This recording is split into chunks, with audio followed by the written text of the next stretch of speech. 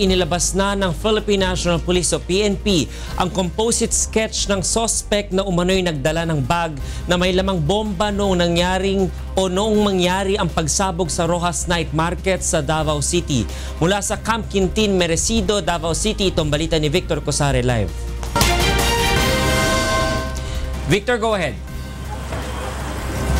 Attorney Reg, mula sa pagiging person of interest, itinuturing na yung suspect sa Davao bombing ng Philippine National Police.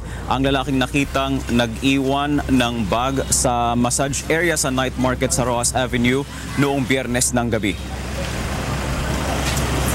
Matapos ang command conference kanina na pinangunahan ni PNP Deputy Chief for Operations, Police Deputy Director General Benjamin Magalong, inilabas na ng pulisya ang composite sketch ng suspect. Sa datos ng PNP, ang lalaking suspect ay may taas na 5'7" to 5'8", payat ang pangangatawan at tinatayang may 30 taong gulang at fair to dark complexion ang kulay ng katawan.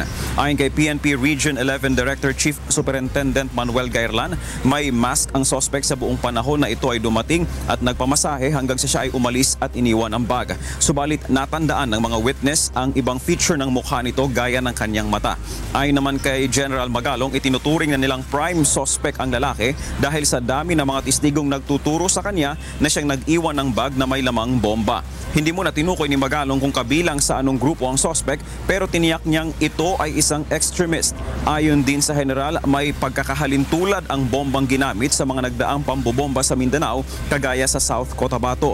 Hindi naman inaalis ng pulisya ang anggulong may kaugnayan sa Davao bombing ang mga sindikato ng droga na maaaring siyang nagpondo para isagawa ang krimen.